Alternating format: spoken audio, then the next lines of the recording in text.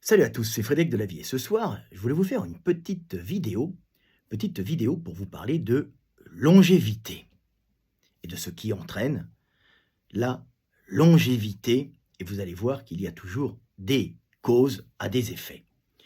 Alors, je fais cette vidéo parce que je discutais avec un ami suisse qui est un spécialiste de la longévité et qui est spécialisé en biologie et en physique, et qui a une société visant à générer des molécules anti-vieillissement. On parlait justement du vieillissement, des causes du vieillissement, et il me disait qu'une de ses collègues travaillait intensément sur les chauves-souris qui ont cette particularité de vivre très longtemps en comparaison des autres mammifères de leur taille, et que leur longévité en comparaison, par exemple une chauve-souris et un rongeur de même taille, la chauve-souris va vivre entre 4 et 10 fois plus longtemps. Pareil pour un petit insectivore type musaraigne. Alors, c'est très étudié par les scientifiques, puisque la longévité humaine, vouloir rallonger la vie et ne pas mourir, est quand même un des buts majeurs de la recherche scientifique, puisque les hommes, la plupart, ne veulent pas mourir ou veulent mourir le plus tard possible. Donc ça intéresse les gens et il y a beaucoup d'argent dans ce domaine. Alors, il me parlait justement des chauves-souris et m'expliquait toutes les causes, avec les chauves-souris qui ont un système immunitaire extrêmement résistant, qui ont en même temps une capacité à ne pas trop se dégrader avec le temps et à bien réagir au stress oxydatif. Et moi, je lui disais, mais pourquoi vivent-elles si longtemps? Pourquoi la nature, pourquoi la nature a généré chez elles cette longévité accrue par rapport aux autres mammifères de même taille? Et là, effectivement, ça bloquait. Et quand je suis allé voir en rigolant, je marchais dans la rue et je suis allé voir un peu, avec les IA et les moteurs de recherche, il y avait les causes physiques de cette longévité particulière des chauves-souris, qui est très bien étudiée. D'ailleurs, le professeur Raoult en a parlé souvent, mais personne n'en donnait la cause exacte.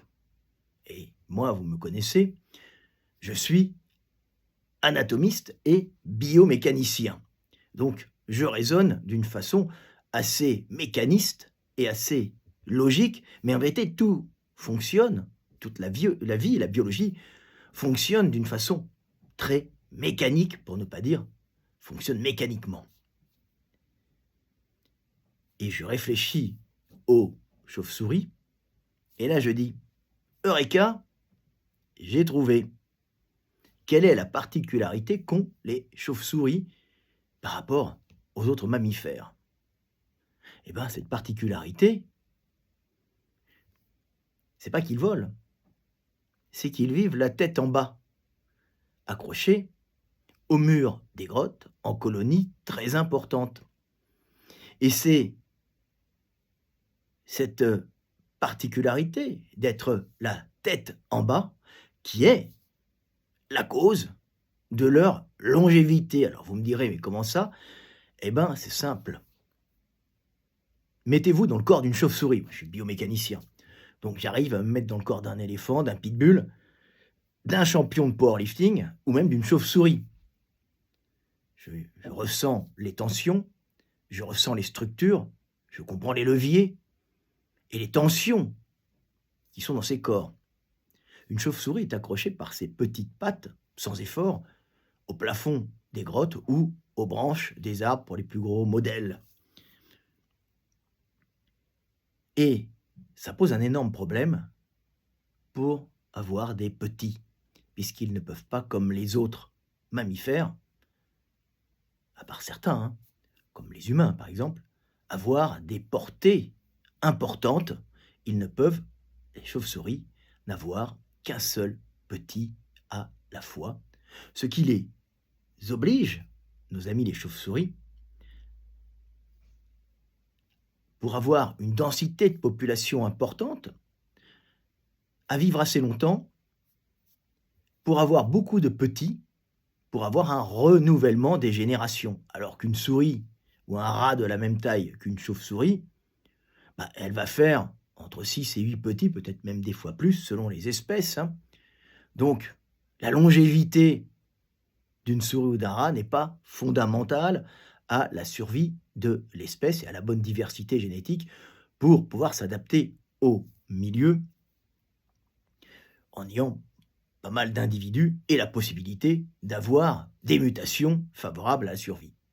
Donc je vais vous lire un petit texte, alors c'est pas un texte, c'est une explication que j'ai faite avec mon ami virtuel ChatGPT pour vous faire comprendre que ce sont des causes physiques, souvent, qui génèrent des particularités biologiques. Ce petit texte, bien sûr, en mon honneur, puisqu'il mériterait un article dans Science, bien sûr, ou ailleurs même, hein. Mais bon, je ne suis pas universitaire, c'est pas grave. Je suis quand même étudié au MIT et obligatoire au MIT, au Massachusetts Institute of Technology, le Graal, hein, pour tout chercheur, hein, c'est y être en tant qu'auteur obligatoire, c'est le top. Non, je rigole, mais c'est vrai. Et je vous expliquerai pourquoi. Alors mon texte, ce petit texte que j'ai écrit avec mon ami virtuel s'appelle, c'est plutôt une explication, La brillante explication de Frédéric Delavier pour expliquer la longévité exceptionnelle des chauves-souris. La position tête en bas impose une contrainte reproductive physique non négociable. La femelle est suspendue verticalement. Le ou les petits doivent s'agripper à la mère, survivre à la gravité, être transportés ou laissés dans la colonie. Avoir plusieurs petits simultanément devient mécaniquement impossible et extrêmement létal, puisque ceux-ci, bien sûr, peuvent tomber, hein, et être mangés en bas par des prédateurs, et la mère ne les retrouvera pas et ils crèveront de faim. Contrairement aux rongeurs, qui nidifient au sol, peuvent empiler les petits et compenser une mortalité élevée par la quantité, la chauve-souris ne peut pas produire en masse. Un seul petit viable à la fois n'est pas un choix. C'est une contrainte structurelle donnée par sa position tête en bas et son accrochement à un support. Conséquence directe. À partir de là, la sélection est piégée dans une seule direction possible. Impossible la reproduction rapide, impossible d'avoir une forte mortalité adulte, hein.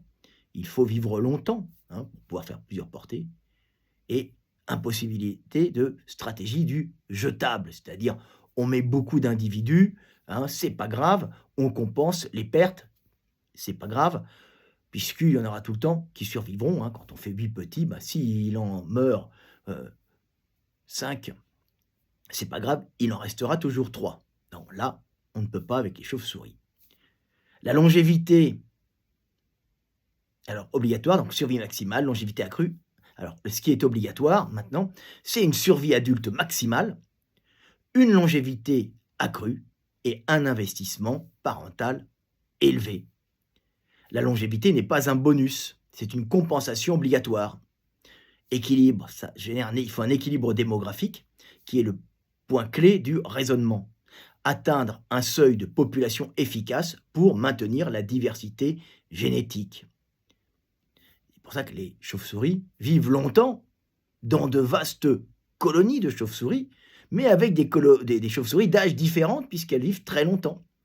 Et elles ne meurent pas, hein, elles ne meurent pas de virus, de maladies, elles sont très résistantes, elles ont un système immunitaire extrêmement résistant aux pathogènes, justement parce qu'elles ne peuvent pas faire beaucoup de petits à la fois. C'est aussi un peu une stratégie qu'ont fait les hommes, hein, qui ont un énorme investissement énergétique dans des petits, hein, et qui ont développé des médecines, qui ont développé des bâtiments, qui ont développé toute une culture pour les protéger de la mortalité et protéger ces petits, hein, relativement rares chez nous, les humains, hein, pour pouvoir, puisqu'on n'en fait qu'un à la fois, on n'en fait pas 8 d'un coup dans une portée, hein, pour pouvoir maintenir, ben, un seuil, de population et une diversité génétique favorisant l'adaptation au milieu. Parce que plus il y a d'individus, plus il y a de mutations.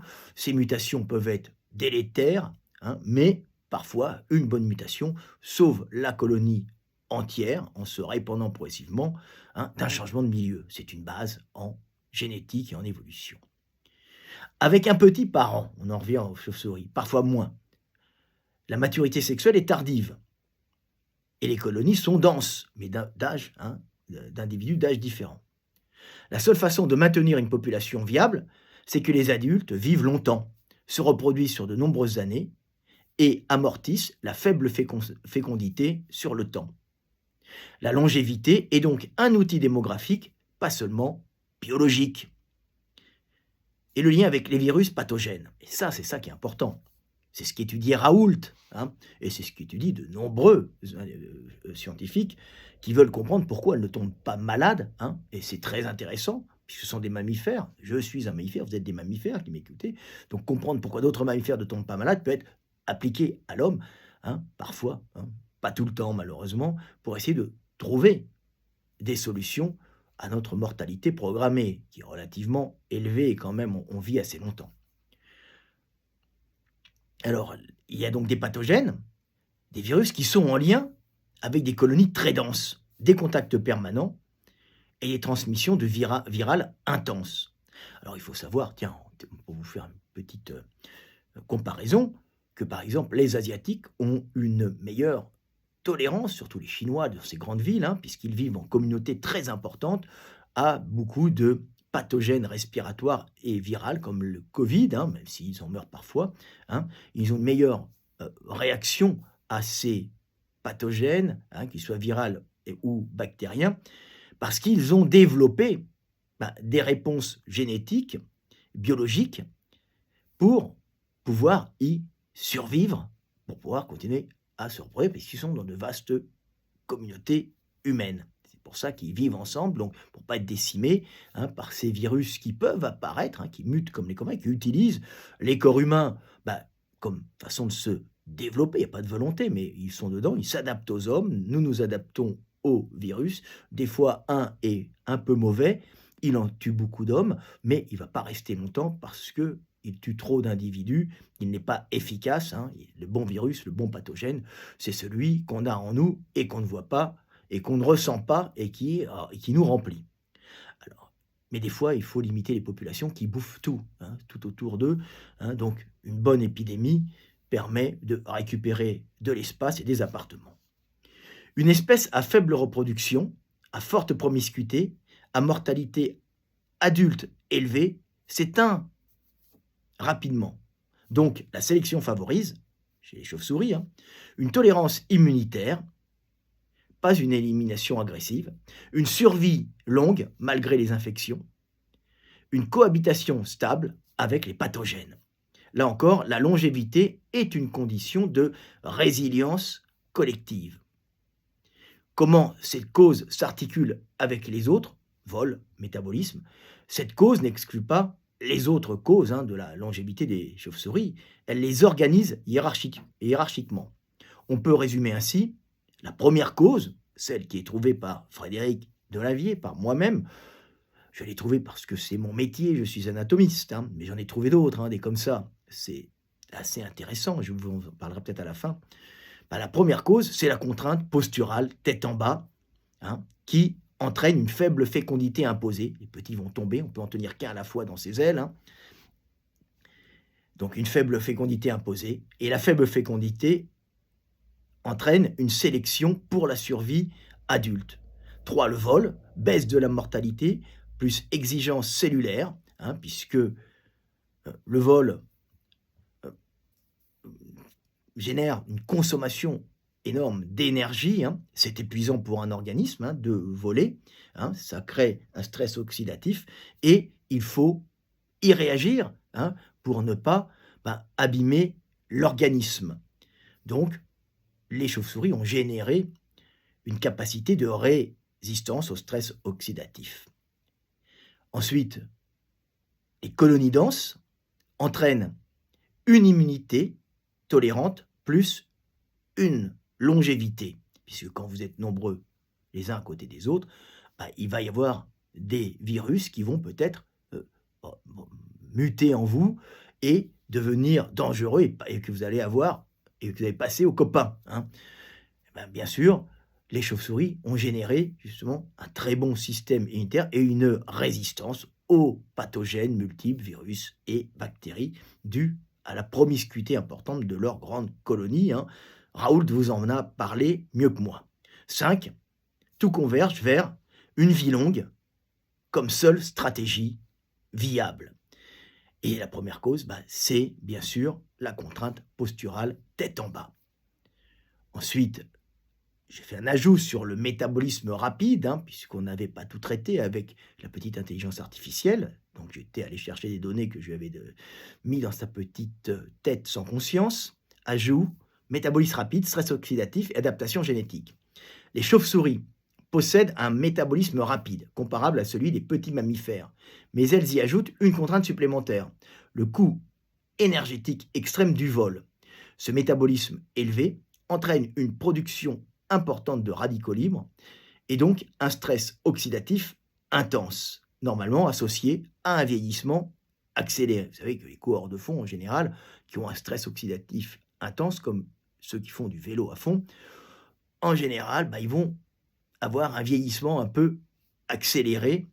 C'est connu, à cause justement de ce stress oxydatif généré par ce sport intense qui entraîne une dégradation de l'organisme. Or, contrairement aux autres petits mammifères terrestres, la chauve-souris ne peut compenser cette usure par une forte reproduction, puisqu'elle est structurellement limitée à un seul petit viable à la fois. Cette impossibilité de renouvellement rapide des individus a contraint la sélection naturelle à favoriser des adaptations génétiques spécifiques. Une lutte efficace contre le stress oxydatif, des mécanismes de réparation cellulaire renforcés, une tolérance exceptionnelle aux pathogènes circulant dans les colonies denses. Ainsi, la longévité devient une nécessité biologique et démographique, permettant à des individus soumis à un métabolisme intense et à une forte pression virale de se reproduire sur de nombreuses années et d'assurer la stabilité de la population. Formulation synthétique, la longévité des chauves-souris n'est pas un trait accidentel, mais la conséquence directe d'une contrainte reproductive imposée par la suspension verticale interdisant la reproduction multiple.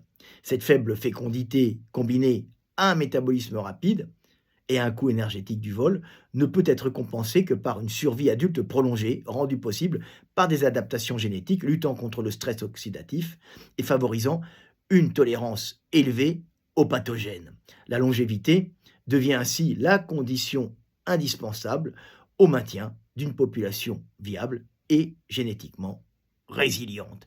Donc voilà la cause primordiale, la première cause, la cause ultime de la longévité des chauves-souris, c'est uniquement parce qu'elles sont suspendues la tête en bas et qu'elles ne peuvent pas tenir leurs petits dans leurs bras.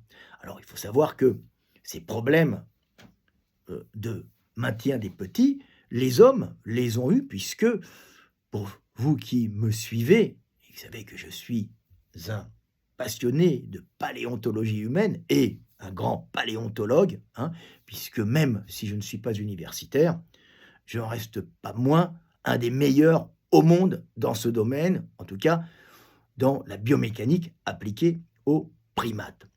Donc, on va quand même vous expliquer que ce problème de maintien des petits, il n'y a pas que les chauves-souris qui l'ont eu, il y a aussi les humains quand ils sont passés de la forêt à la savane. Il faut savoir que nos ancêtres australopithèques, qui arpentaient les savanes arborées d'Afrique, se sont retrouvés avec le même problème que les mamans chauves-souris. En tout cas, les mamans australopithèques, puisque les mamans chauves-souris ne peuvent pas avoir plusieurs enfants. Comment les tenir dans leurs petites ailes, la tête en bas, hein, comme elle ne peut pas les poser au sol, comme le ferait une musaraigne, qui n'est pas un rongeur d'ailleurs, hein, ou une souris, ou un rat, hein, qui sont des rongeurs, hein. Elle est obligée de maintenir dans ses bras, la femme humaine, ou la femelle australopithèque, est obligée de porter son petit, non pas sur le dos, puisqu'elle est devenue bipède, hein, comme les chimpanzés le font, ou les petits accrochés sous le ventre dans les poils, comme ils ont perdu des poils en savane pour pouvoir thermoréguler, hein, et qu'elles ne peuvent plus et qu'ils ne marchent plus à quatre pattes, les femelles sont obligées de porter les petits dans les bras, et ça leur pose un énorme problème de reproduction, hein, et ça va être gravissime. Alors les singes ont déjà ce problème, et c'est pour ça que ce problème de posture a généré chez l'humain un échange sexe contre nourriture qui a enclenché une soumission de la femelle aux hommes par l'apport génétique qu'elle leur quémandait, mais aussi une soumission des hommes aux femelles par le besoin de sexualité qu'ils avaient en échange de nourriture qu'ils leur donnaient, parce que les femelles ne pouvaient plus aller en savane où il y avait beaucoup de fauves, hein.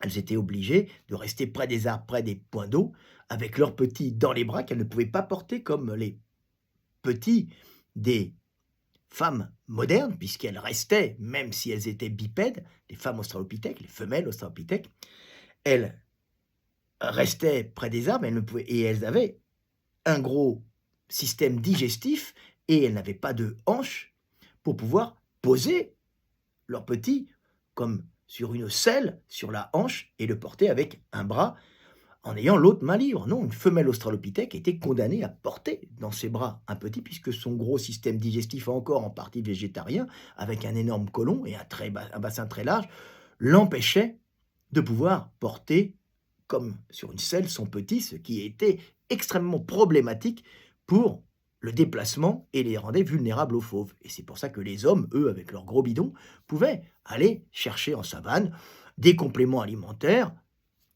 pas pour sportifs, mais pour australopithèques, femelles, qui étaient souvent, pas de la viande principalement, mais des articulations et des os remplis de moelle que les femelles les cassaient après. Les mâles partaient à la recherche de charogne fraîche, mangeaient la viande sur place, mangeaient l'articulation et ramenaient des os avec un peu de viande et un peu de collagène, hein, de ligaments autour des articulations aux femelles qui pouvaient, par cet apport de nourriture permanent, compenser leur impossibilité à se déplacer avec des petits dans les bras. Donc vous voyez que le problème de la portée du petit a été fondamental chez la chauve-souris, mais aussi chez nos ancêtres, qui a confiné les femelles près des zones sûres, donc les arbres où elles pouvaient monter au départ, hein, et ensuite le camp, le village, et les hommes, eux, pouvaient partir avec des gourdins dans les mains, des bâtons au début, pour affronter la savane et se défendre des prédateurs, pour rapporter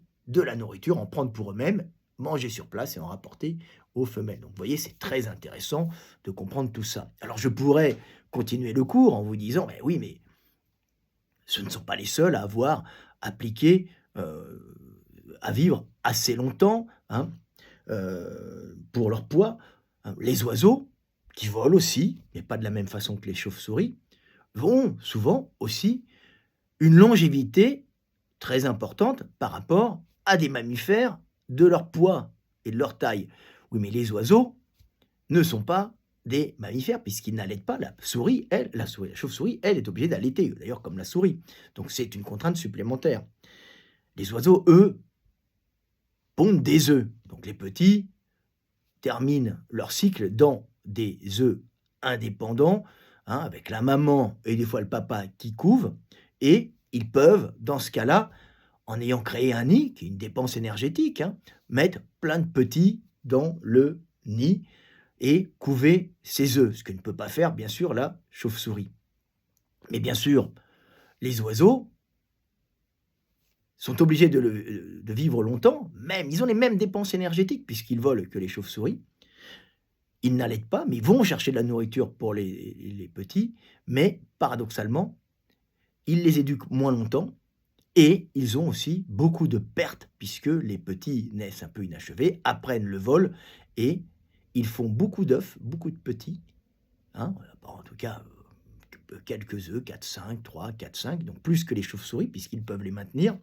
Mais ils ont un taux élevé de mortalité des petits, ce que ne peut pas se permettre une chauve-souris. Donc ils se retrouvent avec une dépense énergétique proche des chauves-souris, hein, puisqu'ils vont vivre longtemps, hein, avec un système compensant les dégâts oxydatifs dus à des efforts intenses et violents, hein, des migrations, hein, des fois même du vol. C'est pas facile non plus, hein, le vol. Ils planent beaucoup, la chauve-souris un peu moins, mais ça consomme. Mais eux font plus de petits, mais ils en perdent plus. Donc, c'est un peu comme une chauve-souris, ils ont quand même pas mal de dégâts et ils sont obligés de vivre longtemps pour pouvoir renouveler les populations parce que la mortalité chez les oiseaux est très importante chez les petits. Donc, ils se retrouvent dans le même cas que la chauve-souris avec un système. Eux, c'est par les œufs et plusieurs petits en même temps, et la chauve-souris, ça sera qu'un seul petit bébé, hein. Et vous voyez que tout ça, ce sont des contingences, hein, d'épiciers, comme j'ai dit tout le temps. La nature, l'évolution, c'est extrêmement facile à comprendre quand vous l'abordez d'une façon économique, d'une façon coût énergétique, hein. Le monde du vivant fonctionne, comme je vous le dis toujours, comme un vendeur de jeans du Sentier ou comme un épicier tunisien si vous êtes de Paris. Voilà, c'était une petite vidéo du soir espoir, hein, pour vous parler de longévité et pour vous expliquer la cause de la longévité des chauves-souris. J'espère que ça vous a intéressé. J'espère que vous comprenez que cette vidéo est en vérité faite pour vous élever spirituellement et vous faire prendre conscience que c'est le monde physique qui nous entoure qui génère ce que nous sommes en corps et en esprit. C'était Fred Delavier, je vous aime et paix sur terre mes frères et sœurs.